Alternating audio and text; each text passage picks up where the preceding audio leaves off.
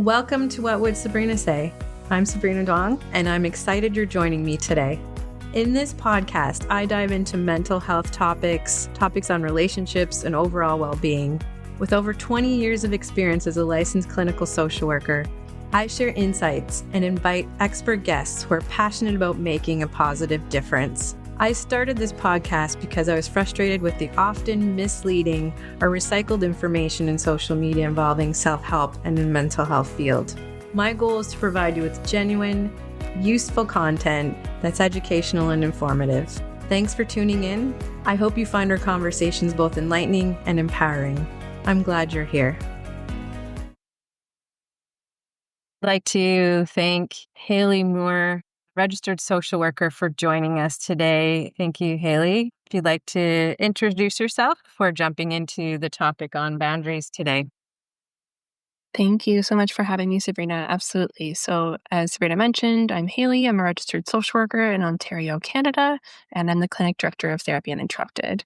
We run a virtual mental health practice supporting individuals, couples, and groups all across Ontario to overcome anxiety, depression, trauma, and relational issues, among other things. Our team includes both registered social workers and registered psychotherapists. And we also run our affordable therapy program with student clinicians every year from September till April. Thank you so much for sharing the information about your practice where you're at. It's really important to have affordable counseling for people and also for students to have that experience in their internship and guidance. So just jumping into the topic, which is really important these days around boundaries and why they are so important to have. Yeah, absolutely. So I agree with you completely. Boundaries are so important. And I talk about them all the time in my practice. But I actually want to start with a quote from Trent Shelton, because I think he said it best. So his definition of boundaries is that boundaries aren't walls to keep things out, they're bridges to let the right things in. And when we think about boundaries as things that stop other people from taking advantage of us, right, we kind of think about them as walls. We think about them as things that you don't do or things that people can't do to you. But really, boundaries are the things that we do or don't do to make sure that we're spending our energy on the things that matter the most. Boundaries are essentially your decisions about what you will and won't do for other people, what you will and won't accept from others, what you will and won't do for yourself. For example, a boundary could be that I won't say yes to social plans through the week to make sure that I have enough sleep and rest to do well at work. Or if my friend is disrespectful in this specific way again, I'll go home early instead of staying the night. You can't control what other people do, but boundaries are for you, not the other people.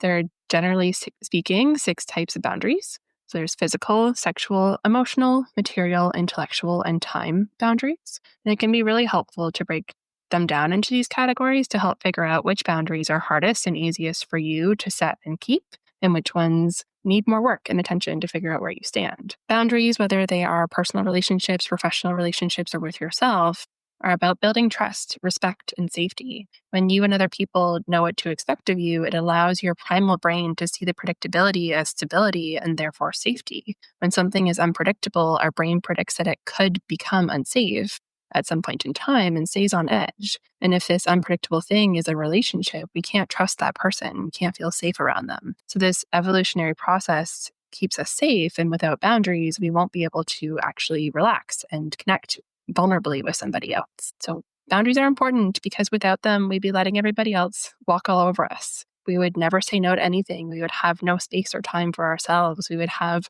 our personal space violated on a regular basis. Boundaries let us respect ourselves and show ourselves care and love. They allow us to be understanding of what we're okay with, how we'd like to live our lives, and what's really important to us. And it allows other people to have the opportunity to know this about us too. Boundary setting allows us to listen to ourselves and prioritize what we need. And when we're clear about our boundaries, we're less likely to overextend ourselves in terms of our time and energy, which can also support better mental health and relationships overall. You can't set effective boundaries if you don't know what you need to feel safe and respected by other people. Right. I really like that quote you had started off with about not putting walls up or rules. This is around feeling safe in my ways I interact and communicate with people and connect with them. And what it is you need. So pretty much they're like deal breakers, right? So how do we communicate those boundaries and expectations we have for people to follow or adhere to them? Communicating boundaries and expectations is actually really hard. We don't want to hurt other people's feelings. We don't want to let people down. We don't want to risk being disliked if we do something different than other people expect of us. And we need to first acknowledge this to understand why boundaries are so hard to put in place in the first place. We are often so afraid of these potential consequences that we avoid communicating anything until we reach our limits and explode. So there's something really helpful to remember in how to communicate boundaries and expectations, and it's the 3 Cs. And I don't know exactly who came up with these. It was not me, but it's not really clear who did. But the 3 Cs are really helpful. They're to be clear, consistent, and concrete. Boundaries and expectations need to be specific, repeated over time, and not likely to change on a rapid basis. Of course, you're always allowed to change your mind, but boundaries are pretty stable and consistent in what they are. And when you communicate what you need, one time, it's unlikely to actually work in your favor, especially if the situation has been repeated many times before the boundary or expectation has been set. So it's always easier, but never easy to communicate your expectations in the beginning of a relationship or interaction whenever possible. So this can kind of set the stage or allow for the potential things to go smoother from the beginning. For example, let's say that you start dating someone new and you go on a couple of dates and really like this person. If you were to let them know that you want to keep seeing them, this is setting an expectation.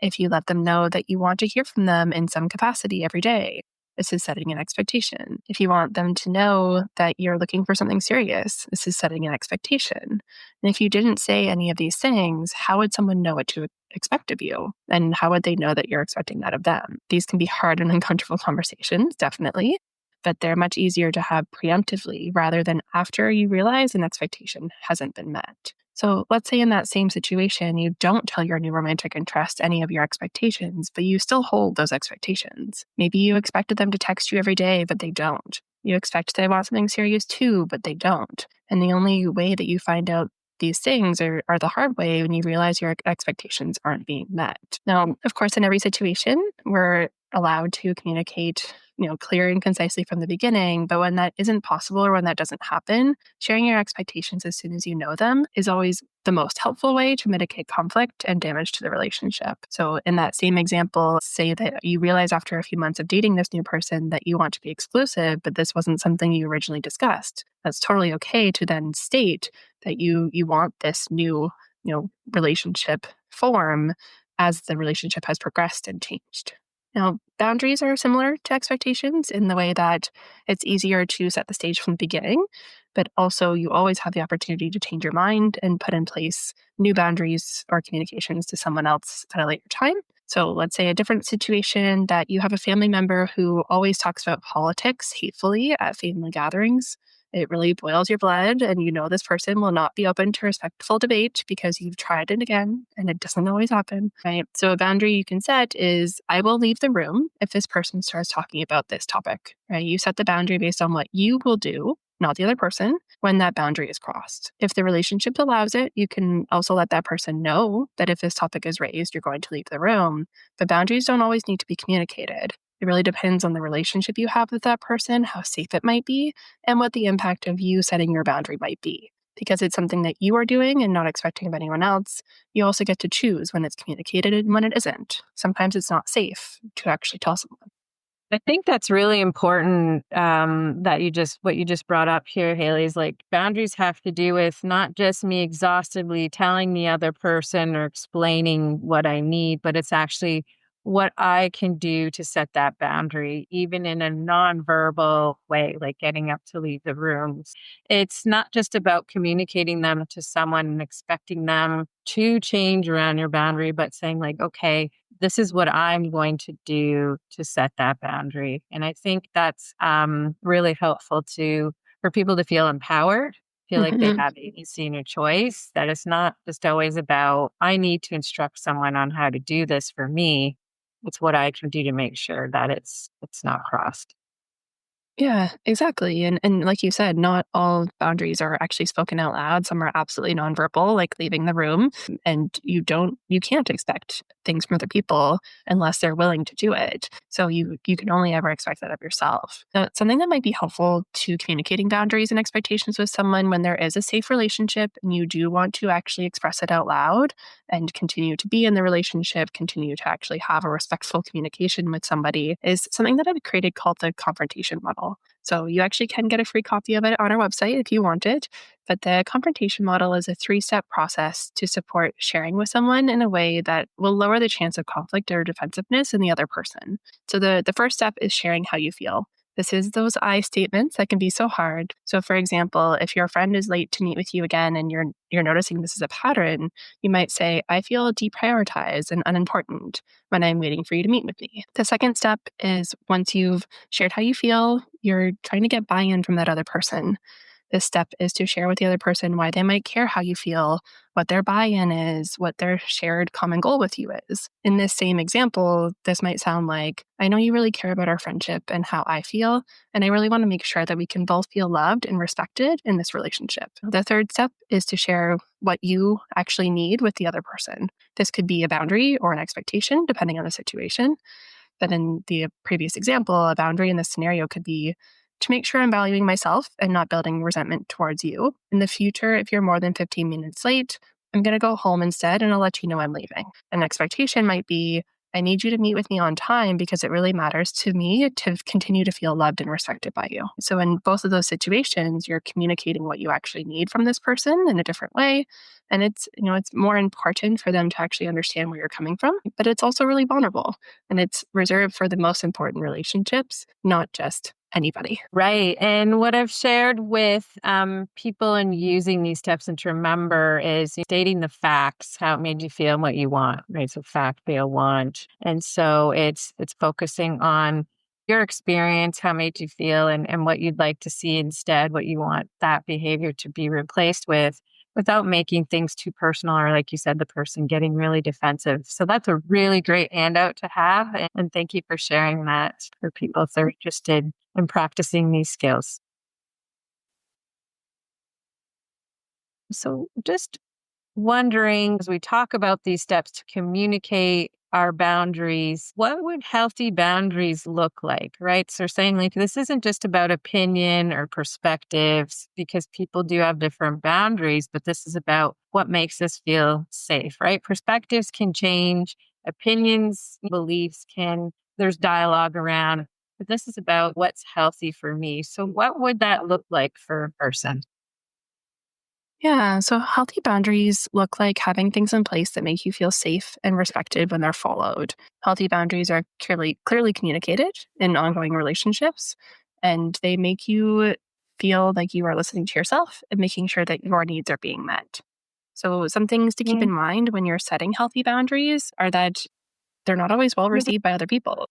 People can respond poorly because they've built a certain expectation of you over time. They can feel entitled to you in some way.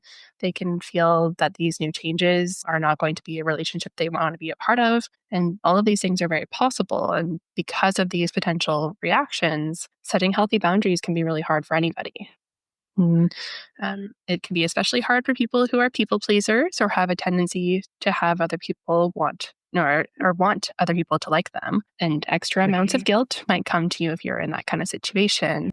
But being able to sit with the guilt and still prioritize what you need can be really empowering. Another thing to note about healthy boundaries is that you and your behaviors exist for a reason. These are things that you're putting in place because it's really important to you, and making sure that you're reevaluating that it is still important to you over time can be really helpful to make sure you're still setting appropriate boundaries that match what you need, what you want, and what you prefer. You cannot control other people as much as you would like to.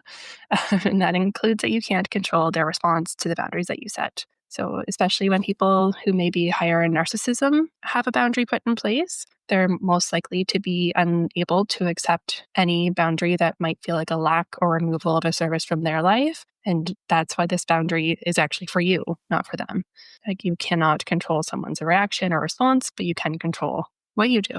Healthy boundaries are clear, consistent, and concrete, right? So to reiterate from earlier, those 3 C's, if a boundary is not those things, they're ineffective if they're vague, if they're only said once, or if they're inconsistent and changing rapidly. So making sure that we prioritize that. Boundaries are healthy in any relationship, even whether it's friendship, workspace, like you said, it's not to be taken advantage of and it's to feel safe. So this is, like you said earlier on in the episode, a bridge to invite people who would respect our boundaries, would have an understanding and want to hear us out as to why we need these and why this makes us feel, whether it's physically safe, psychologically safe.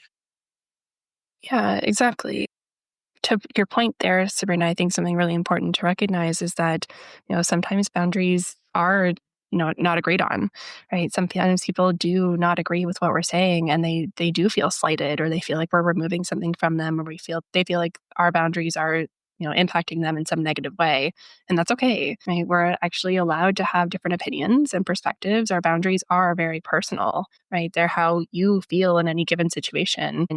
That's not up to anybody else to decide if they are right or wrong, right? The things that impact somebody's boundaries are their expectations, their level of comfort, their past experiences, their preferences, their values. Like, so many things go into it. And no one can read your mind, and no one is going to have the exact same boundaries or expectations that you do. And that's why it's so important to communicate them. No one's going to know. No one can know what you actually need unless you tell them.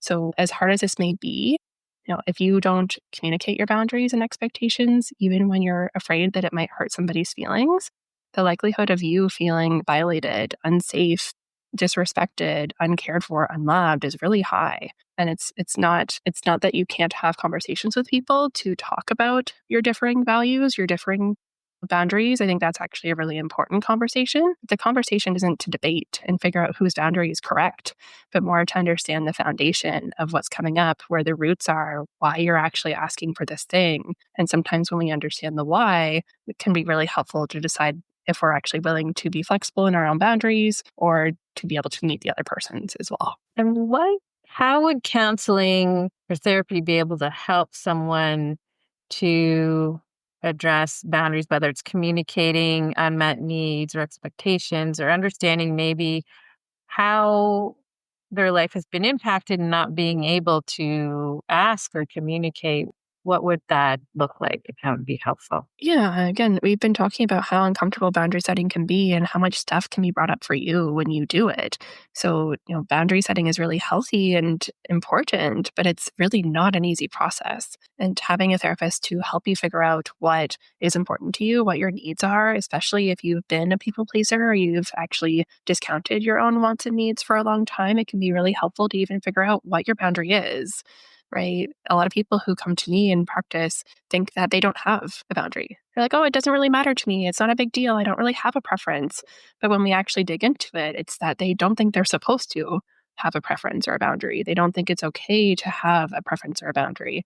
So when we actually start to unpack, where did this start? Right? Who told you that your opinion wasn't important enough? Right? Where did you learn that having a boundary could mean unsafety in some way?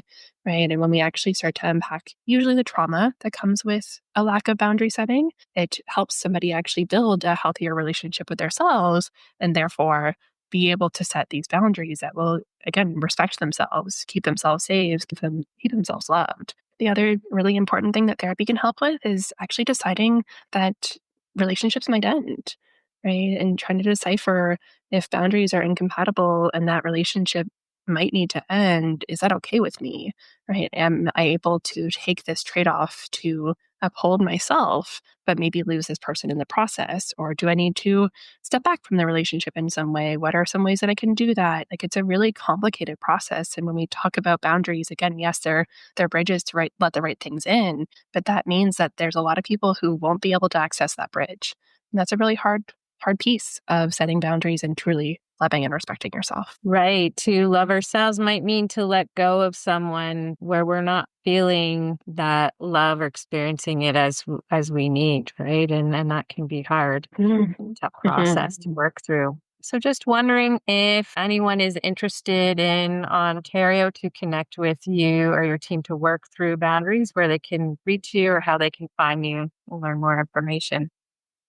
Yeah, absolutely. So you can learn more about our team and what we do on our website at therapyuninterrupted.ca or on Instagram, Facebook, and LinkedIn at Therapy Uninterrupted. We're also promoting our therapist toolkit supervision group for therapists that will start back up again in January. This program combines supervision and consultation with skill building to increase confidence as a new therapist. And more information and how to sign up can be found on our website as well. Great. Thank you so much, Haley, for joining us today and talking about boundaries. And I really appreciate your insight and bringing in some detailed information on what that should look like and how we can express them. And thank you so much for sharing that free resource as well on your website. Yeah, no problem. Thanks so much, Sabrina. I love talking about this stuff. So I hope this conversation helps somebody. And I really appreciate that you're able to create this opportunity to connect. So thank you. Thank you.